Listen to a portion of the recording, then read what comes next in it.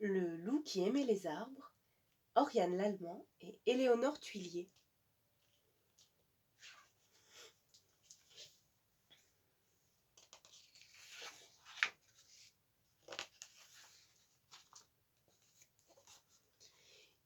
Il était une fois un loup qui aimait les arbres. Il connaissait chacun des arbres de sa forêt, les saluait lorsqu'il se promenait. Plus que tout, il aimait s'allonger et regarder les feuilles changer de couleur au fil du temps. Il s'appelait Loup. Ce matin-là, Loup cherchait des mûres dans la forêt. Au détour d'un fourré, il s'arrêta net. Devant lui, il y avait un trou. Intrigué, Loup continua à avancer et badaboum! Il bascula dans un deuxième trou. « Mais que se passe-t-il ici » marmonna-t-il en se relevant. « Où sont passés les arbres ?» C'est alors qu'il vit non pas un, mais 20 trous dans la terre. Et tout autour, des branches cassées, des feuilles écrasées, les arbres avaient été arrachés. La forêt massacrée. Loup s'assit sur une souche. Il se sentait très triste, en colère aussi. Qui avait fait cela? Et pourquoi? Sur le chemin du retour, Loup s'arrêta chez les ours. Ils jardinaient dans leur potager. « Quelqu'un a arraché les arbres de la forêt !» lança Loup. « Serait-ce vous ?» ?»« Mais non, voyons !»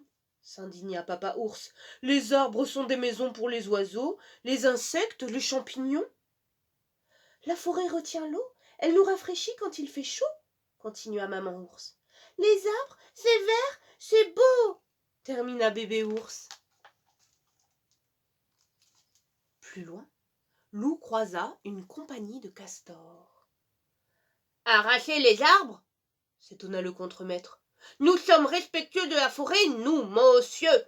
Nous n'utilisons que les arbres que nous avons plantés. »« Tout le monde sait que les arbres sont précieux, » ajouta un ouvrier. « Grâce à eux, on respire mieux. »« Pourtant, quelqu'un s'en prend à la forêt, » renifla Loup suspicieux.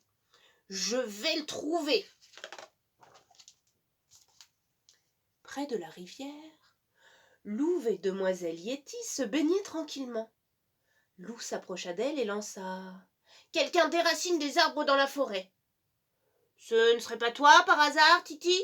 Un gros coup de colère ?»« Tu es là à accuser !» s'énerva Louve. « Mais que fais-tu pour les arbres, toi, à part les admirer ?» Loup baissa la tête, tout penaud. Son ami avait raison. Mais cette fois, il allait agir. À la nuit tombée, Loup s'installa dans la clairière, bien décidé à élucider le mystère. Il allait surveiller la forêt.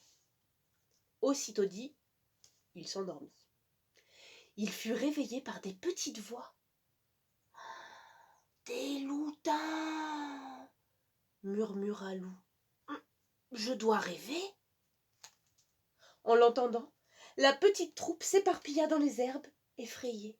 « Revenez !» tonna la loutine en chef. « Ce loup peut sauver la forêt !»« Savez-vous qui arrache les arbres ?» s'exclama Loup. « Suis-nous et tu verras !» Les loutins guidèrent Loup plus loin dans la forêt. Caché derrière un grand pin, il découvrit une affreuse machine. Elle attrapait et déracinait les arbres sans pitié. Fou de rage, Loup bondit pour arrêter le massacre. Mais l'énorme pince l'attrapa et l'emporta à travers les bois. La machine s'arrêta près d'un camion. Le toit s'ouvrit et boum! Loup fut balancé à l'intérieur. Il était prisonnier. Dans la nuit, la porte du camion s'ouvrit et un vilain personnage s'approcha de la cage. « Que croyais-tu faire ?» grogna-t-il. « M'arrêter ?» « Vous n'avez pas le droit de toucher aux arbres !» explosa Loup. « Les arbres sont des êtres vivants, ils me donnent de la bonne sève fraîche !» ricana le grand Chelou en se mettant au fourneau. « J'ajoute du sucre, du colorant, je chauffe et j'obtiens de délicieuses Barbara Papa. Avec ta forêt, je vais en vendre des milliers. » Au lever du jour, le grand Chelou ouvrit son camion et se mit à crier « Oyez, oyez, habitants de la forêt, venez goûter mes Barbara Papa, prix bas, goût extra !» Aussitôt, les curieux affluèrent, tous voulaient leur Barbara Papa. Catastrophé, Loup secoua les barreaux de sa cage. La forêt entière était menacée. Il devait prévenir les autres. « Du calme !» chuchota une petite voix. « Voici la clé. File, on compte sur toi. » Loup se glissa hors du camion et disparut sous les frondaisons. Il réveilla ses amis et leur expliqua la situation. Quand il eut terminé, demoiselle Yeti s'écria. « Je goûterais bien les Barbara Papa, moi !»« Mais tu n'as rien compris !» la gronda Loup. « Tu aimerais, toi, que ton Himalaya serve de fabrique à Barbara Papa ?»« Je n'avais pas réfléchi, » s'excusa la Yeti. « Il faut chasser ce méchant de notre forêt. »« Exactement, » fit Loup. « Et voici mon plan. » En moins de temps qu'il n'en faut pour manger une Barbara Papa, demoiselle Yeti fut déguisée en monstre de la forêt.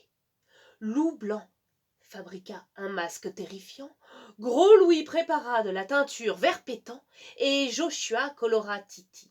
Et Loup lui appliqua son vernis. « Attention à ne pas dépasser !» l'avertit la Yeti. « Je déteste le vernis mal posé. » Pour finir, Alfred alla cueillir un énorme bouquet d'orties. « Maintenant, à toi de jouer, Titi !» fit Loup, satisfait. « Sois plus terrifiante que jamais. » Suivie de loin par ses amis, la Yeti fit irruption près du camion. Le grand Chelou était en train de compter ses sous. Demoiselle Yeti s'approcha et hurla à pleine voix. « Oh, je suis le monstre de la forêt. Tu as fait du mal à mes arbres. Maintenant, c'est toi qui vas payer. » Au même moment, les arbres de la forêt secouèrent leurs branches en un bruit effrayant. Le grand Chelou se redressa, tout tremblant. « Honte à toi, misérable vermisseau !» rugit demoiselle Yeti. « Si tu remets les pieds dans ma forêt, je te réduis en purée de loup pas beau !» Le méchant s'enfuit, terrifié, et on ne le revit jamais.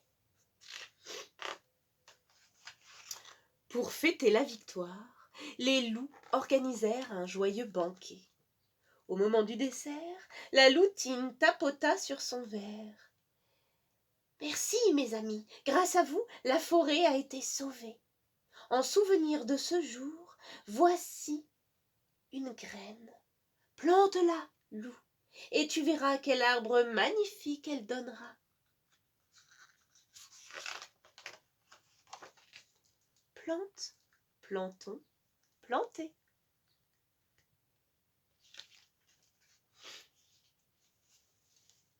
À bientôt.